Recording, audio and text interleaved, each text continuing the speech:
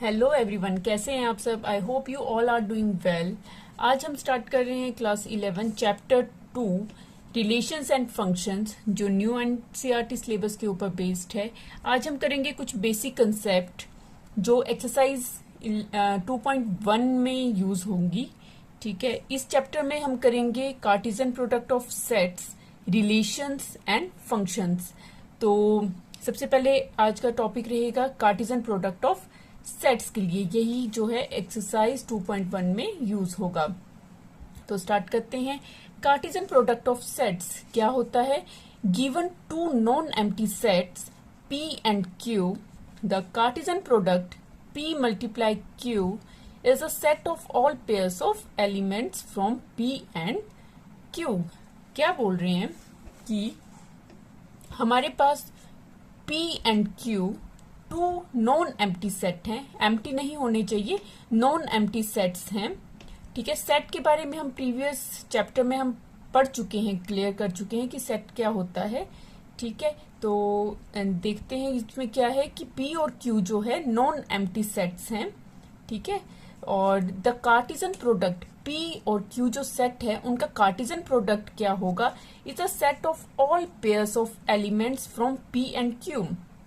जो Cartesian product होगा उसमें P और Q के सभी एलिमेंट्स पेयर में होंगे, पेयर बना के होंगे। ठीक है, तो एग्जाम्पल से क्लियर हो जाएगा। एग्जाम्पल से समझते हैं इसे। सपोज कीजिए हमारे पास P कोई सेट है जिसमें सेट है A और B एलिमेंट्स हैं, और Q एक सेट है जिसके एलिमेंट्स हैं 1, 2 एंड 3। तो P मल्टीप्लाई Q क्या होगा? Product set of all pairs of elements from P and Q। इसमें सभी एलिमेंट्स होंगे P और Q के पेयर में। अब पेयरिंग कैसे करेंगे, देखते हैं कैसे करते हैं। P और Q का आप पेयर करेंगे। P के एलिमेंट्स हैं हमारे पास A एंड B और Q के हैं 1, 2, 3। हम P का फर्स्ट एलिमेंट ले लेंगे, फर्स्ट एलिमेंट है A और उसके साथ पेयर करेंगे Q के एलिमेंट्स को 1। क्या आ जाएगा? फर्स्ट करेंगे हम A1 coma A2 coma A3। ठीक है, तीनों के साथ पेयरिंग हो गई है।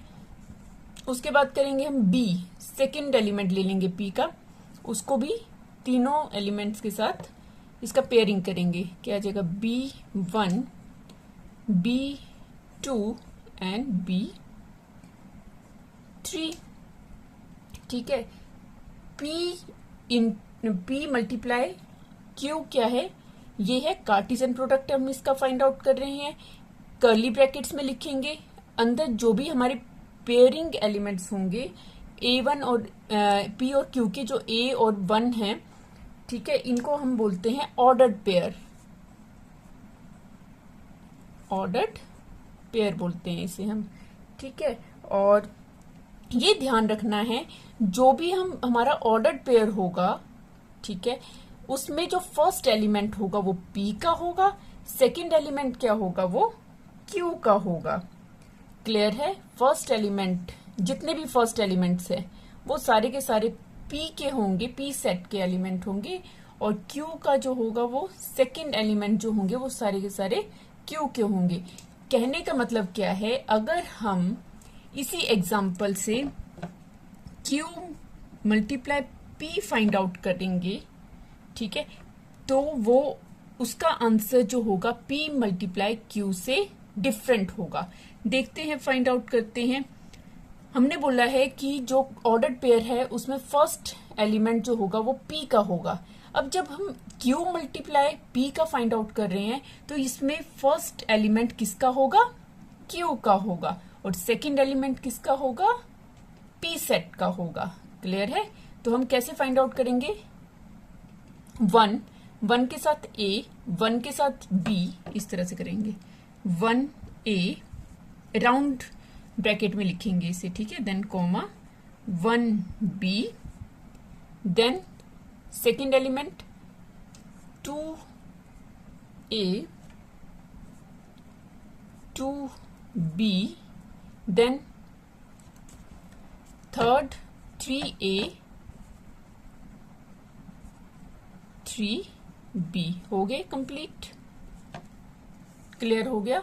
तो देखिए P मल्टीप्लाई Q, जो Cartesian product of P multiply Q है, उसका आंसर जो है बिल्कुल डिफरेंट है Q मल्टीप्लाई P से। इसका मतलब हम क्या लिख सकते हैं, P multiply Q is never equal to Q multiply by P। Clear? Then कुछ पॉइंट्स हैं, remembering points in Cartesian product of sets, जो हमें हमेशा याद रखने हैं। क्या है? फर्स्ट पॉइंट है, two ordered pairs are equal. Two ordered pairs are equal, कोई भी टू ऑर्डर्ड पेयर हैं वो इक्वल कब होंगे? If and only if the corresponding first elements are equal to the second element are also equal. क्या बोल रहे हैं कि सपोज हमारे पास एक ऑर्डर्ड पेयर है ए बी और दूसरा है बी ए। इसमें बोल रहे हैं कि जो फर्स्ट एलिमेंट होगा वो दूसरे जो ऑर्डर्ड पेयर है उसके फर्स्ट एलिमेंट के इक्वल होना चाहिए, बट यहाँ पे इक्वल है नहीं है। और यहाँ पे क्या है, सेकंड जो एलिमेंट है वो भी इसके इक्वल होना चाहिए, तो ये तो इक्वल नहीं है। बोलने का मतलब क्या है, यहाँ पे अगर ए बी है तो यहाँ भी क्या होना चाहिए, ए बी, तभी आप उन्हें बोलेंगे कि ये क्या है, इक्वल है। ठीक है, तो क्या होगा, वो इक्वल होगा। कब वो इक्वल होगा? Two ordered pairs are equal if and only if the corresponding first elements are equal. First elements जो होने चाहिए वो इक्वल होने चाहिए, and the second elements are also equal, B B equal, A equal. ठीक है, तभी आप उन्हें क्या बोलेंगे, उन ऑर्डर्ड पेयर्स को क्या बोलेंगे कि ये दोनों क्या है, इक्वल है। ठीक है, नाउ सेकेंड पॉइंट क्या है हमारे पास? सेकेंड पॉइंट है, if there are P elements in A and Q elements in B, then there will be PQ elements in A multiply B। क्या मतलब है?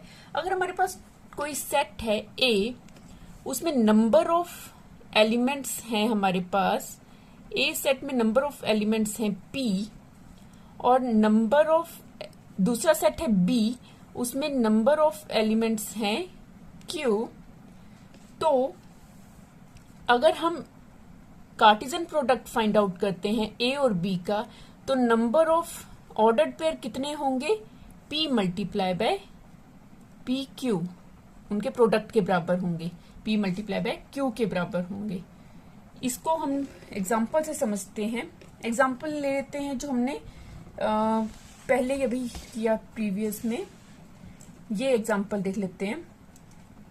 P और Q, इसमें कितने हैं? देखिए नंबर ऑफ P कितना है, 2। ठीक है, और यहाँ पे Q कितने हैं? नंबर ऑफ Q की कितने एलिमेंट्स हैं? Q सेट में कितने एलिमेंट्स हैं? 1 2 3। ठीक है, यहाँ पे 2 है, यहाँ पे 3 है। यहाँ लिखते हैं नंबर ऑफ P है, एग्जाम्पल से देखते हैं, प्रीवियस एग्जाम्पल से, कि नंबर ऑफ P कितना है, 2 आ रहा है, और नंबर ऑफ Q कितना है, Q सेट में कितने एलिमेंट्स थे, 3 थे। तो अकॉर्डिंग टू दिस कि नंबर ऑफ, अगर हम P क्रॉस Q करते हैं, कार्टेशियन प्रोडक्ट जो हम फाइंड आउट करेंगे, उनमें जो ऑर्डर्ड पेयर्स होंगे उनके कितने नंबर होंगे, ये बोल रहे हैं 2 मल्टीप्लाई बाय 3। अगर आप इन दोनों को मल्टीप्लाई कर दोगे, 2 3 6, तो 6 होने चाहिए। क्या 6 हैं? चेक करते हैं। ये हमने फाइंड आउट किया था कार्टेशियन प्रोडक्ट पी क्यू का। देखते हैं, फाइंड करते हैं।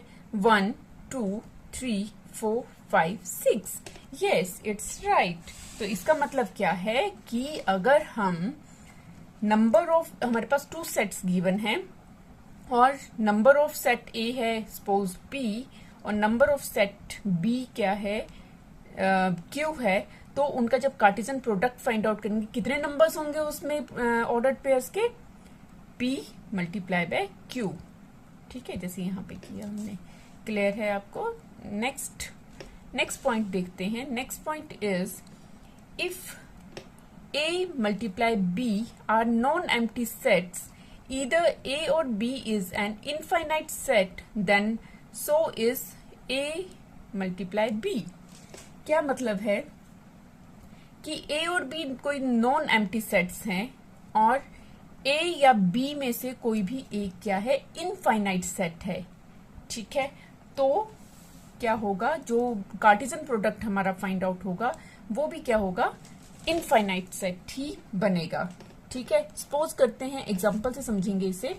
सपोज कर लेते हैं कि A हमारे पास सेट है ए बी एंड B हमारे पास सेट है, इनफाइनाइट सेट है, 1 2 3 4 एंड इनफाइनाइट तक. ठीक है, तो इसका कार्टेशियन प्रोडक्ट क्या होगा, A मल्टीप्लाई B इज, कैसे फाइंड आउट करेंगे, A1, ठीक है, A2, A3, आगे तो कहां तक जाएगा, ये इनफाइनाइट तक जाएगा. तो हम इसको कैसे लिखते हैं, एंड सो ऑन, और लास्ट में लिखेंगे हम इसका सेकंड एलिमेंट जो होगा और इंफिनिटी के साथ, B इनफाइनाइट. ठीक है, ये भी क्या होगा, इनफाइनाइट सेट ही होगा. नाउ नेक्स्ट पॉइंट की तरफ चलते हैं. Next point is A multiply A equals to ABC such that ABC belongs to A. Here ABC is called an ordered triplet. देखिए, अभी तक हम कर रहे थे कि टू सेट हैं, उनका कार्टेशियन प्रोडक्ट फाइंड आउट कर रहे हैं.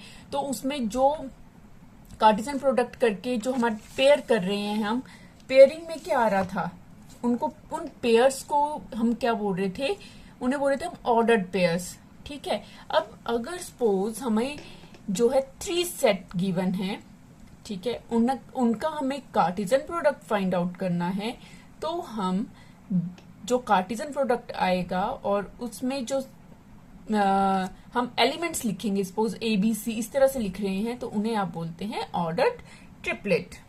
ठीक है, जब 3 एलिमेंट्स एक ही ब्रैकेट में आएंगे, राउंड ब्रैकेट में आएंगे, तो उन्हें आप बोलेंगे ऑर्डर्ड ट्रिपलेट. ठीक है, एग्जांपल से समझते हैं इसे. सपोज एक हमारे पास सेट है ए सेट है हमारे पास 1 2, ठीक है, और वी हैव टू फाइंड, हमें फाइंड आउट करना है A मल्टीप्लाई A. इसका मतलब है हमें फाइंड आउट करना है 1 2 1 2 1 2. ठीक है, इनका ऑर्डर पेयर किस तरह से लिखेंगे हम, ये आ जाएगा 1 1 1. फर्स्ट एलिमेंट लेंगे पहले हम, 1 1 1, देन 1 2 1. इसके साथ कर लेते हैं, पहले 1 1 1 कर लिया, 1 1 2 कर लेते हैं, 1 1 2, देन 1 2 1 1 2 1, देन 1 2 2 1 2 2. ठीक है, ये हो गए. अब 2 के साथ 2 1 1 2 1 1 और 2 1 1 हो गया. अब आ जाएगा नेक्स्ट 2 2 1 1 हो गया, 2 2 2 1 2 2 1. फिर आ जाएगा 2 2 1 2, लास्ट बच गया 2 2 2. ठीक है, अब देखिए इसमें कितना है, कितने नंबर ऑफ एलिमेंट्स हैं, 2. इसमें कितने हैं, number of elements 2. Number of elements कितने हैं, 2. इसका मतलब क्या है कि जब हम ट्रिपलेट फाइंड आउट करेंगे तो 2 मल्टीप्लाई बाय 2 मल्टीप्लाई बाय 2, जो हमने प्रीवियस में अभी पढ़ा है हमने, तो कितना आ जाएगा, 2 2 जा 4, 4 2 जा 8, तो 8 एलिमेंट्स होने चाहिए, 1 2 3 4 5 6 7 8, 8 ऑर्डर्ड ट्रिपलेट होने चाहिए। तो हैं, तो हम रफ में कर सकते हैं, नंबर ऑफ ए इज 2। हम क्या फाइंड आउट कर रहे हैं, ट्रिपलेट फाइंड आउट कर रहे हैं, दैट मीन्स इस तरह से लिख सकते हैं। तो नंबर ऑफ ए मल्टीप्लाई ए क्या आ जाएगा, 8, जो ट्रू है। क्लियर। तो इसी के साथ हमारा जो कार्टेशियन प्रोडक्ट का कंसेप्ट है वो कंप्लीट हो जाता है, और आई होप आपको समझ आ गया होगा। अगर समझ आ गया है तो वीडियो को लाइक शेयर जरूर कर दें, और चैनल को सब्सक्राइब करना ना भूलें। तो इस वीडियो में इतना ही, मिलूंगी नेक्स्ट इसी तरह की एजुकेशनल वीडियो में। Thank you.